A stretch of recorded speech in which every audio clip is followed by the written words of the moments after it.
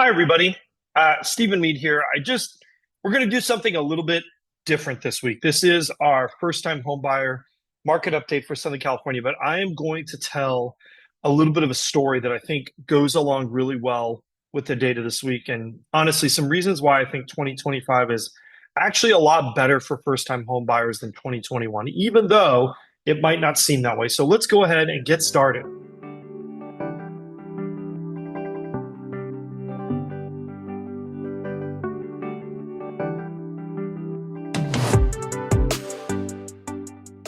Welcome back, Stephen Meade with Domicile Real Estate, where we are on a mission to help California's renters become homeowners, a mission that seems to get harder and harder every year. And if you are like a lot of home buyers out there who are on the sidelines, you're thinking, why didn't I buy in 2021?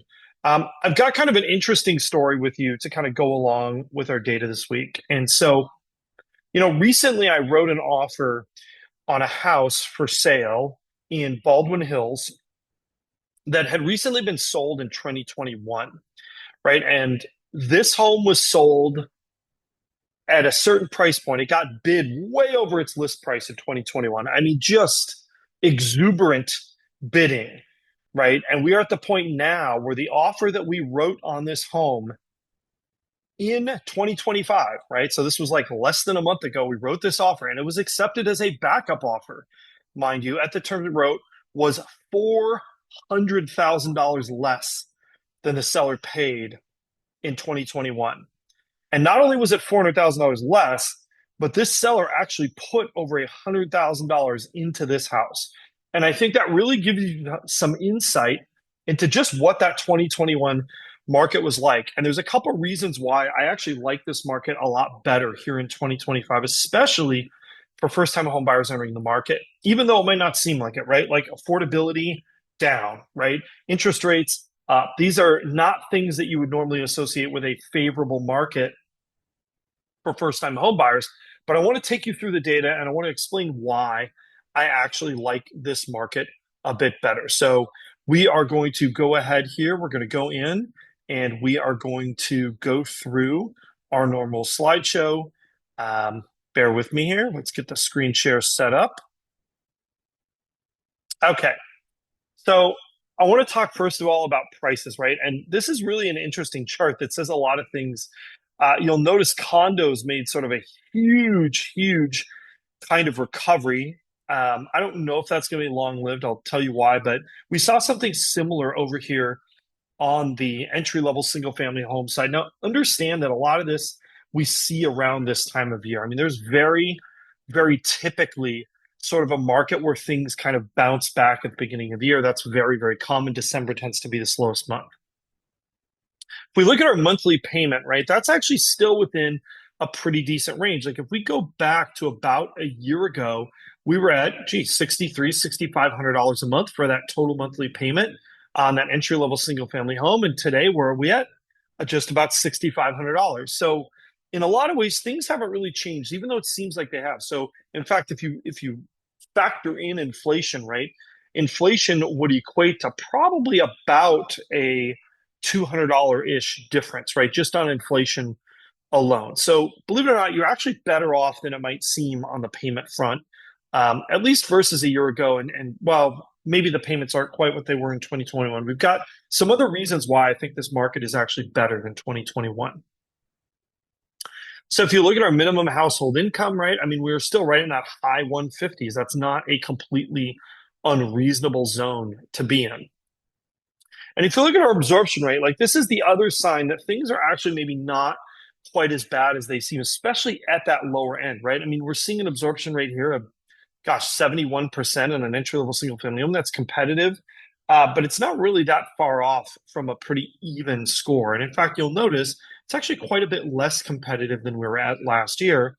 And on those condos, we're at 61%, right? So that also is maybe not as low as it was through the summer, but generally pretty low. If you look at our total inventory, this is the chart that I think is probably the one that is most important, because on the left side of this, you're able to take a look at where we were at this point last year versus where we are right now. And the fact is, we're actually up gosh, over 50% for our entry level condos and up about 50% or so for our entry level single family homes. What this means is, I remember in 2021, the excitement wasn't so much just getting your dream house. The excitement was you got an offer, any offer accepted. I mean, in 2021, we were looking at a situation where there would be 20 or even 30 offers on a home sometimes. And that meant that as a buyer, you really didn't have a lot of choice, right? Because it wasn't just the homes that you fell in love with, it was also just the homes you thought you had a chance at. And, I've never really been a big fan of that style of home buying. I didn't like it then, and I definitely don't like it now. And the reality is, you don't have to face that going into the market that we're in today. I think we're in a much better spot. Now, if you look at our 14-day still active percent, that's really holding pretty steady. It looks like the end of last year. It's certainly not as competitive as we were at this point last year. So remember, in this chart, lower means a more competitive market. I actually think this is pretty encouraging if you're a first-time home buyer. Again, you are in a better spot today than you were in last year. And now if you look at our week supply of homes, right? Like now this data says the inventory isn't up quite as much maybe, but again, you've got a healthy 8 weeks of inventory, or at least healthy in the post-pandemic era, 8 weeks of inventory in the entry-level single-family homes, and you've got 13 weeks on condos. The way I read that versus 7.5 last year, that means there are opportunities in condo land. So if you are considering a condo, now really is not a bad time to jump in. I want to talk about the other reason why I think that this is a much better time to buy than in 2021. In 2021, the interest rates were significantly less.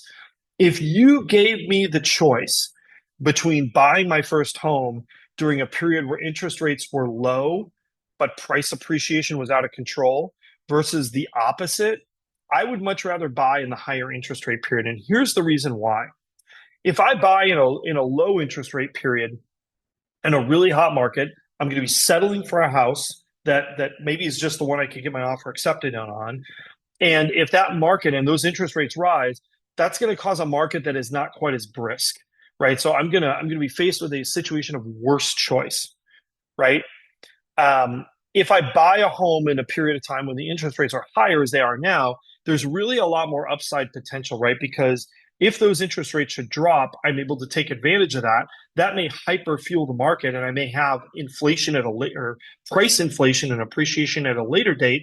But it also means I may be in a position, and probably the most wonderful position to be in as a homeowner, is when you can refinance and end up paying a lower monthly payment as your income goes up versus your housing costs, right? It's the exact opposite of rent. Rent, which just seems to march upwards almost without any pauses, and being in a situation where your payment and your housing cost actually goes down because interest rates have dropped. So, given the kind of market we could be in, I would much rather be a buyer in this market than a buyer in the 2021 market. Anyhow, that's all I've got for you. Questions, comments, we love them. Don't forget to like, subscribe, hit that notification bell so you see our new videos. And finally, of course, if you are hoping to become a homeowner or you know someone who is, we would absolutely love to work with you, lend you our expertise in the Southern California market. We also know great agents in other markets that have been verified and work the same way that we do. So absolutely reach out to us for that as well. And we'll see you again real soon.